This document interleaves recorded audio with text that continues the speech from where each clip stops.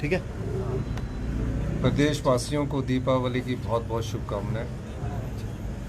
पूरे प्रदेश में दीपावली का उत्सव बड़े हर्ष और उल्लास के साथ मनाया जाता है। प्रत्येक परिवार के घर में खुशियां आए, इस प्रकार की शुभकामनाएं हम हिमाचल वासियों के लिए ये दीपावली का उत्सव खुशियां भरा हो, यही मैं कहना चाहता हूँ।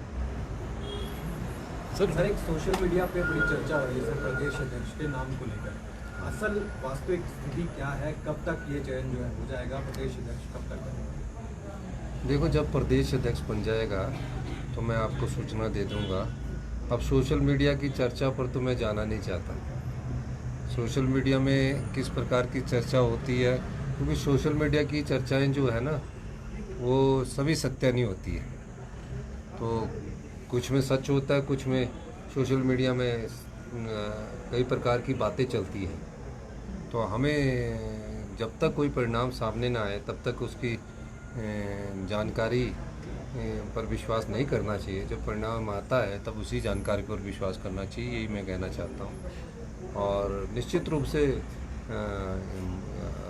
जो हमारा प्रदेश अध्यक्ष है वो अक्टूबर के लास्ट सप्ताह या नवंबर फर्स्ट वीक में उसकी नियुक्ति के लिए हाईकमांड विचार करेगा। किसको बनाता है ये तो आने वाला समय ही बताएगा। सर पिछले कल पेंशनरों ने जो है पूरे प्रदेश में प्रदर्शन किया है, तो किस तरह देखते हैं जो उनकी डिमांड? पेंशनरों का प्रदर्शन बहुत ठीक बात है। जो है प्रदेश पेंशनरों ने प्रदर्शन अपनी मांगों को लेकर किया है, ठीक कहा उन्होंने।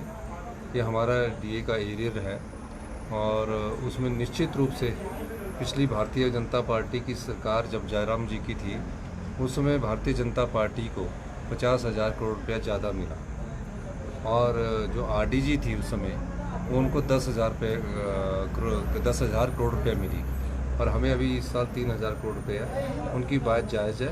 हमने 75 साल से ऊपर का पूरा डीए दे दिया है, 70 साल से ऊपर का हम डीए दे रहे हैं। अब थोड़ी सी उसकी 80-90 करोड़ की किस्त रह गई है। हमने कहा है कि बजट में उसका प्रोविज़न किया है, उसको देंगे। और जो भी पेंशनर जो हमारे हैं, हमारे प्रदेश के वरिष्ठ नागरिक हैं, हम उनका मान सम्मान करते हैं, उनकी भावनाओं की कदर करते हैं और जो भी वो जानकारी हमारे ध्यान में लाएंगे तो उस जानकारी को हम उस पर आगे कार्रवाई करेंगे। पिछले दिनों हमारे एक जो एनजीओज़ के हमारी पेंशनर्स के डेपुटेशन आत्माराम जी के नेतृत्व में मिला था, तो उन्होंने कहा था कि डीए तो रिलीज़ कर दीजिए। जो पेंशनरों का नेतृत्व जब मुझसे मिला था तो हमने डीए हमने रिलीज़ किया 3%, जिसका कि जून में हमने उसको रिलीज़ करना था, लेकिन आर्थिक संकट के कारण उसको हमने कहा कि दिवाली में चाहे इसको देना ज़रूरी है और 1 अप्रैल 2025 से लेकर 15 अक्टूबर तक सारा ईयर दिवाली से पहले उन सबके खातों में चले जाए ताकि दिवाली का उत्सव खुशी और हर्ष और उल्लास से मनाया जाए। सर इसके साथ ये एचआरटीसी के जो पेंशनर हैं, एचआरटीसी के पेंशनरों को हम हर महीने तकरीबन 57 करोड़ रुपया ग्रांट देते हैं, यानी कि उसका कोई हम हिसाब नहीं लेते हैं। उसमें हमने कहा है कि हम ग्रांट देंगे पेंशनरों की पेंशन के लिए और पे के लिए, बाकी जो खर्चे हैं वो एचआरटीसी चलाए अपनी तरफ से। तो अभी मेरे से उन्होंने बात की तो मैंने कहा कि दिवाली के शुभ अवसर पर 10 करोड़ रुपया और रिलीज किया गया है ताकि उनको दिवाली से पहले पेंशन मिल सके। और एचआरटीसी भी अपनी मांगों को लेकर बिल्कुल ठीक है।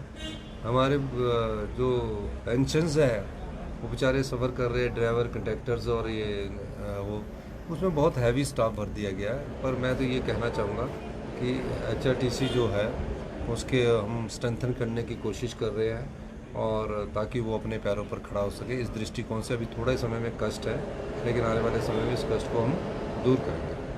Thank you.